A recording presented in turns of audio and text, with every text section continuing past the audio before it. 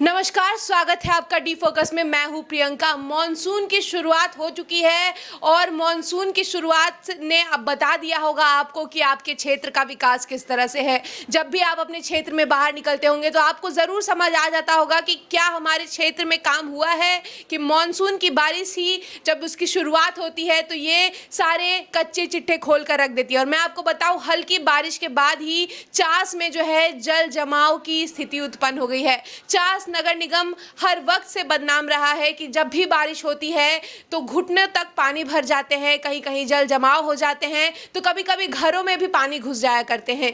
इसी तरीके से चास नगर निगम की बात कही जाती है हर बार, और इस बार भी अभी मानसून की शुरुआत हुई है और जल जमाव होना शुरू हो गया है। पिछले बार के भी दृश्य हमने आपको अलग अलग जगहों पर जाकर हमारे प्रबंध संपादक ने दिखाया था कि किस तरह से नालियों के गंदे पानी जो है घरों में घुस जाते हैं, फर्श काले पड़ जाते हैं और ना जाने कितनी तरह की परेशानियां जो है चास नगर निगम वासियों को झेलनी पड़ती है। हर बार चास नगर निगम जो है दावा करता है कि हमने सफाई की है, हमने ये किया है, हमने वो किया है, लेकिन जब भी मानसून की शुरुआत होती है, बारिश होती है, तो सभी जो दावे हैं वो खोखले साबित होते हैं। और जिस तरह की स्थिति होती है उससे आप सभी वाकिफ़ हैं। अगर आप चास नगर निगम में रहते हैं या आप वहाँ खरीदारी करने जाया करते हैं तो आप ज़रूर देखते होंगे कि किस तरह की स्थिति जो है चास नगर निगम में बनी हुई है। आज इसी जन समस्या पर हम चर्चा करने के लिए आए हैं। हमारे परिचर्चा में अभी हमारे साथ मौजूद है हमारे वरिष्ठ पत्रकार राम नारायण शर्मा जी। से सबसे पहले जानेंगे हम, हर बार दावे करती है नगर निगम और कहीं ना कहीं दावे झूठे साबित हो जाते हैं जब भी मानसून की बारिश होती है, क्यों बंद रखते हैं आंख अधिकारी? प्रियंका, चास नगर निगम को समझने के लिए इसके जो पिछले 5 साल के कार्यकाल हैं और उसके पिछले 5 साल जब नगर परिषद हुआ करता था उस कार्यकाल को आपको देखने की ज़रूरत होगी। ये सच है कि चास नगर निगम में जब भी कोई मौसम बदलता है तो जन समस्याएं उसी अनुपात में बदलती है। गर्मी में पानी की भारी किल्लत, लोग बर्तन उठा के एक जगह से दूसरे जगह आपको जाते दिखेंगे पानी की खोज में, पानी की तलाश में। और जैसे ही बरसात शुरू हो जाती है, बरसात का पानी लोगों के घरों तक में घुस जाता है, नालियों में वो पानी जाता ही नहीं है। इसकी वजह होती है नालियों की समय पर साफ सफाई नहीं होना। और अब एक बार फिर अभी हल्की बरसात हुई है, मानसून शुरू हुआ है और मानसून शुरू होने के साथ ही चास नगर निगम की सड़कें, उसके रास्ते, लोगों के आने जाने के रास्ते जो हैं वो नालियों में तब्दील हो गया है, लबालब पानी भर चुके हैं। और ये बता रहा है कि चास नगर निगम में पिछले जो 10 सालों में विकास के काम हुए हैं वो किस कदर सही तरीके से वहाँ पर इम्प्लीमेंट हुए हैं। हालांकि ऐसा नहीं है, चास नगर निगम में कई बड़े काम, कई ऐतिहासिक काम भी हुए, कई अच्छे काम भी हुए हैं, लेकिन जिस तरीके से उस काम को रेगुलराइजेशन किया जाता है, जिसको निरंतर करते रहने की ज़रूरत है, उस काम को निगम उसी तरीके से नहीं कर पाता, जिसकी वजह से एक बार फिर अभी बरसात शुरू ही हुई है। कल हल्की बरसात हुई और निगम की सड़कों पर पानियों का जैसे सैलाब उमड़ पड़ा।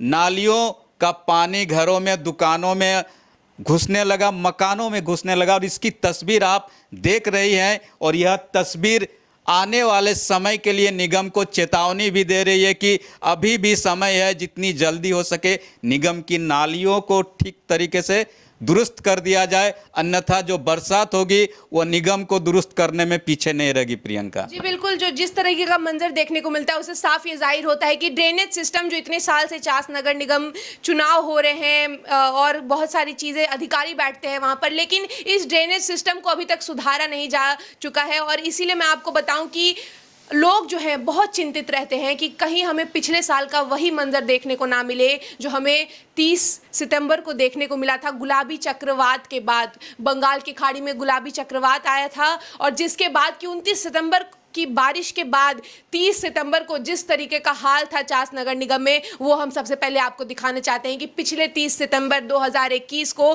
किस तरह का मंजर था चास का।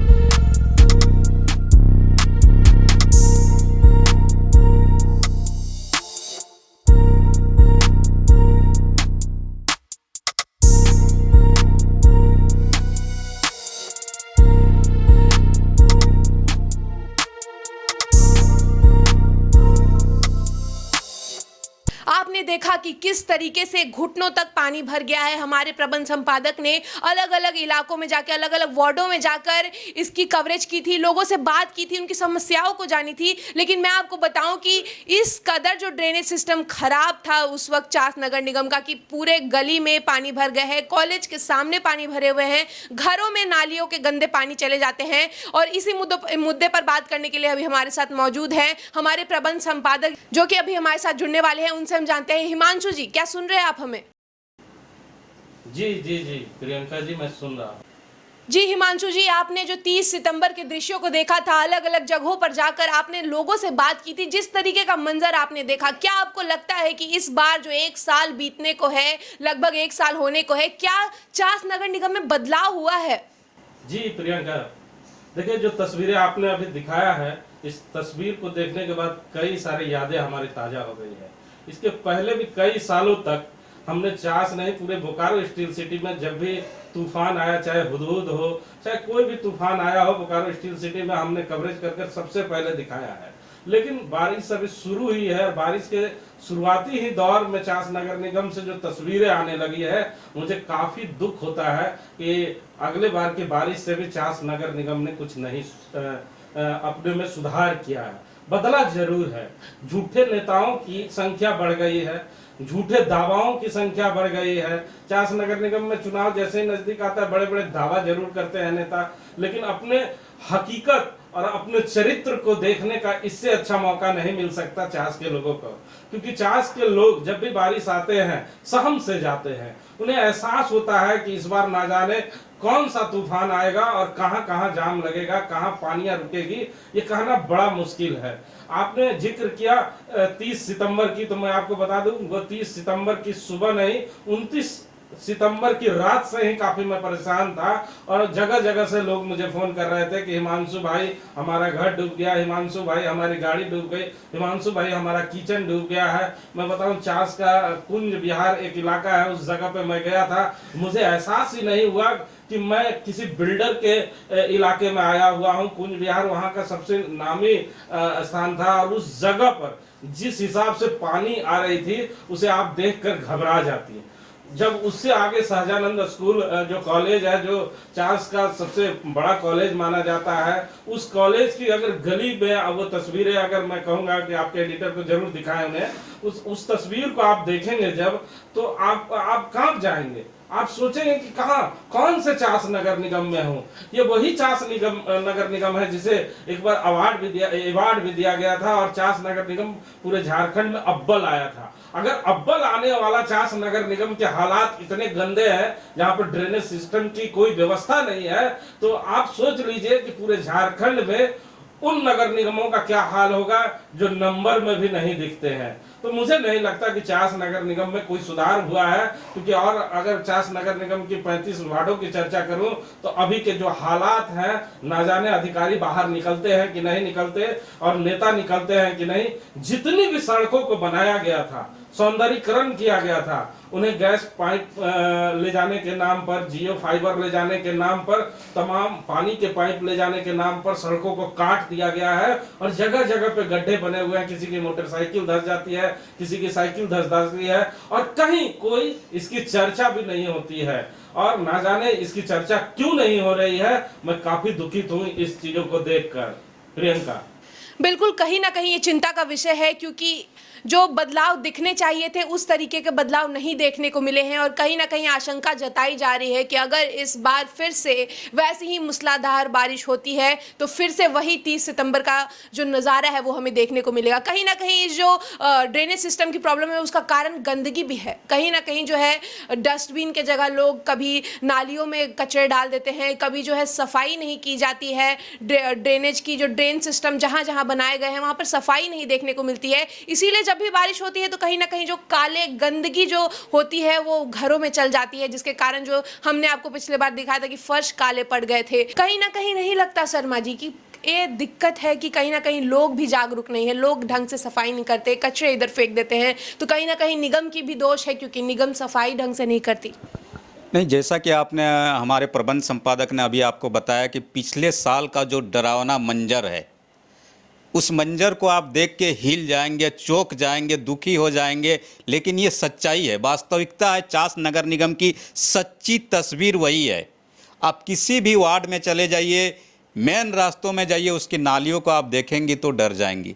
निगम खोखले दावे बहुत सारे करता है, लेकिन उस खोखले दावों की सच्चाई और हकीकत वाली तस्वीर आपने कल भी देखी और 30 सितंबर को भी देखी, जिस समय हम लोगों की पूरी टीम चास नगर निगम की सच्ची तस्वीर से देशवासियों को, प्रदेशवासियों को रूबरू करा रही थी। और आपने जैसा कि पूछा कि सिर्फ निगम ही इसमें जिम्मेदार है, तो ऐसा नहीं है, निगम के लोग भी उतने ही जिम्मेदार हैं। आप चास नगर निगम में कभी भी चले जाइए, लोगों के घरों का जो गंदगी है, कचरा है, दुकानों का, मकानों का जो कचरा है, वो सीधे झाड़ू लगा कर लाते हैं और नालियों में गिरा देते हैं।